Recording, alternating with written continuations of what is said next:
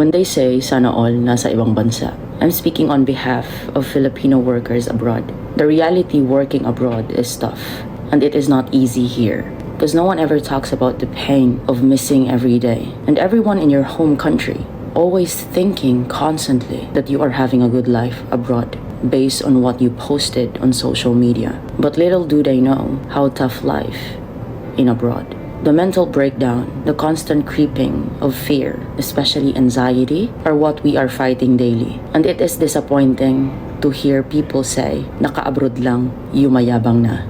Or, hala siya, hindi na mautangan. And yes, you probably heard this a lot of times. Just like the word keep going is no longer an option. It is now an obligation. People who work abroad overthinks frequently, and there is too many things rumbling in their minds because you don't have a support system here, only yourself. Working abroad is not sitting on gold bars or even showering in money. Abroad is not for the weak. So let's be kind at least, because there are a lot of people sacrificing their own happiness just to give their family a good life. Family should be strength and not weakness. And those well capture pictures and videos you see on social media, it is not about bragging or flexing. We just create our own memories here on our own day off after a 12 to 14 hours of duty. I consider myself lucky and thank God for it, because I realize that it's not money that really makes my parents happy, but instead it's seeing me and my siblings achieving and winning in life. Behind every padala, there's an overseas Filipino workers who really work hard and sacrifice a lot to earn, especially the money that you received. So instead of saying that's it, eto lang, ang liit naman ito, say thank you instead, because it's always better that way. It is so hard working away from home. We are constantly missing our family, but we can't go home easily. We even feel guilty leaving abroad because our parents grow older. We miss big events like sibling graduation, sibling accomplishments, birthdays, and even death, and all in between. You don't know how hard it is to chase your own life while missing all that you call home.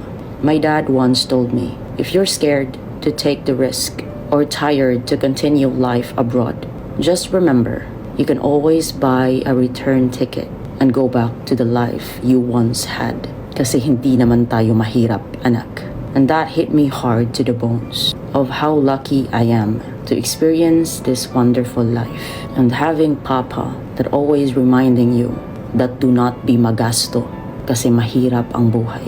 Mahirap kitain ang pera. But again, if you don't try, you might never live the life you have dreamed of.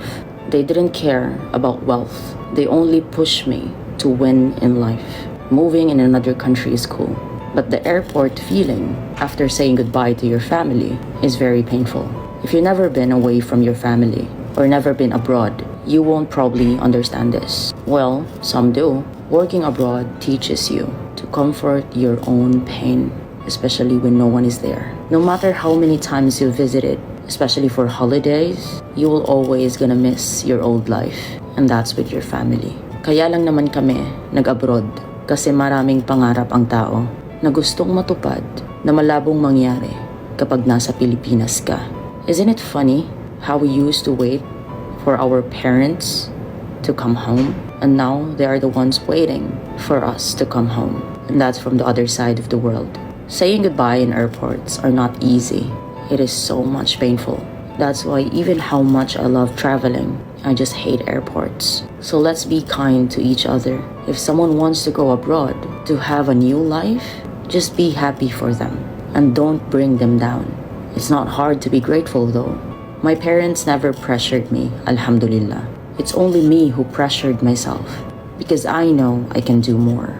Walang ibang hiling ang mga magulang natin kundi ang mapabuti ang takbo ng buhay mo. Our parents were quietly giving up pieces of themselves so we could have more. So let's be kind to one another. Time is so short and respect everyone's journey. Assalamu alaikum.